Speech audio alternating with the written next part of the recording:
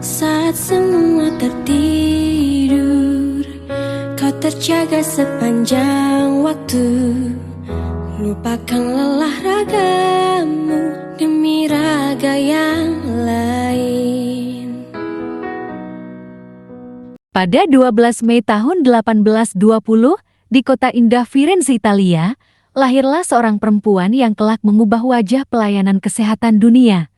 Namanya diambil dari kota kelahirannya, Florence Nightingale.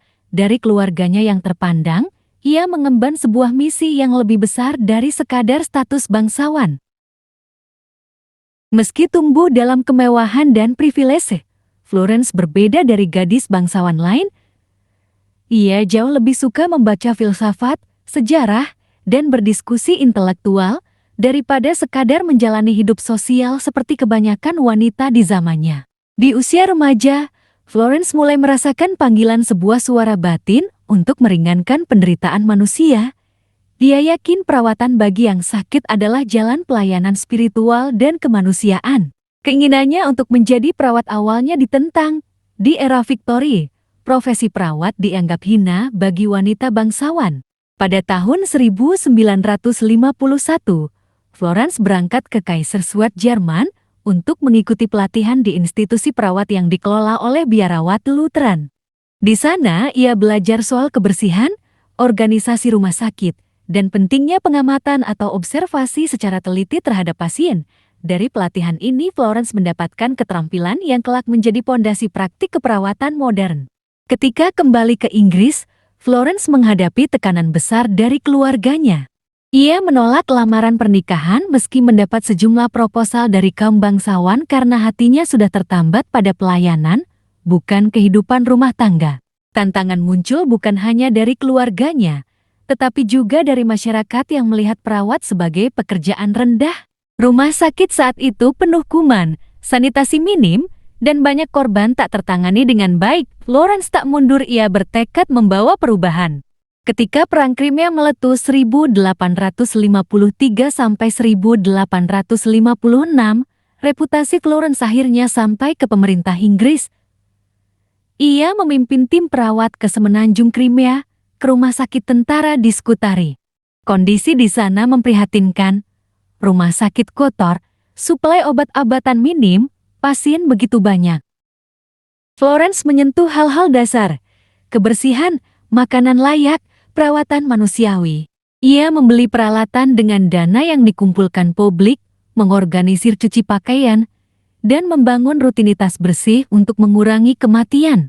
Ketika malam tiba, ia berkeliling lorong rumah sakit dengan lampu minyak di tangan, menolong tentara yang sedang sakit, hingga ia mendapat julukan bidadari berlampu atau The Lady with the Lamp.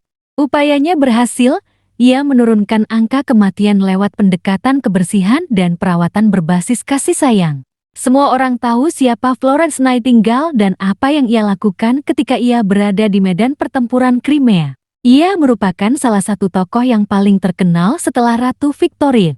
Florence Nightingale memiliki peran yang besar dalam pendirian Komisi Kerajaan untuk Kesehatan Tentara Inggris dengan Sidney Herbert menjadi ketua.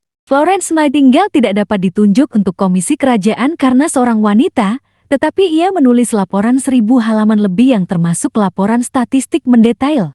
Dari laporan yang dibuat oleh Florence Nightingale, akhirnya Komisi Kerajaan membuat pemeriksaan kesehatan tentara militer dan didirikannya Sekolah Medis Angkatan Bersenjata dan Sistem Rekam Medik atau Medical Record Angkatan Bersenjata. Namun saat itu kondisi fisiknya menurun, ia terkena demam yang disebabkan oleh brucellosis atau demam Crimea yang menyerangnya selama Perang Crimea. Selama sakit ia ditemani ibu dan saudara perempuannya. Pada tanggal 29 November 1855, publik memberikan pengakuan pada Florence Nightingale untuk hasil kerjanya pada Perang Crimea. Sekembalinya Florence ke London, ia diundang oleh tokoh-tokoh masyarakat. Mereka mendirikan sebuah badan bernama Dana Nightingale, di mana Sidney Herbert menjadi sekretaris kehormatan dan Adipati Cambridge menjadi ketuanya. Badan tersebut berhasil mengumpulkan dana yang besar sekali, sejumlah 45.000 euro sebagai rasa terima kasih orang-orang Inggris karena Florence Nightingale berhasil menyelamatkan banyak jiwa dari kematian. Florence berargumen bahwa dengan adanya sekolah perawat, maka profesi perawat akan menjadi lebih dihargai. Ibu-ibu dari keluarga baik-baik akan mengizinkan anak-anak perempuannya untuk bersekolah di sana, dan masyarakat akan lain sikapnya menghadapi seseorang yang terdidik. Sekolah tersebut pun didirikan di lingkungan Rumah Sakit St. Thomas Hospital, London. Dunia kesehatan pun menyambut baik pembukaan sekolah perawat tersebut. Kini sekolah tersebut dinamakan Sekolah Perawat dan Kebidanan Florence Nightingale School of Nursing and Midwifery dan merupakan bagian dari Akademi King College London. Pada tahun 1860 Florence menulis buku catatan tentang keperawatan Notes on Nursing. Buku setebal 136 halaman ini menjadi buku acuan pada kurikulum di sekolah Florence dan sekolah keperawatan lainnya. Dunia telah tersenyum melihat kau bertaruh nyawa, tak pedulikan yang kau punya demi raga yang lain.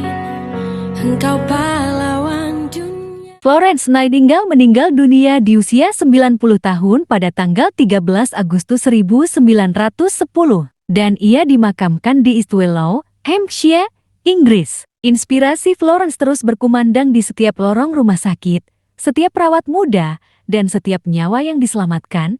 Inilah warisan sang bidadari berlampu. Tuhan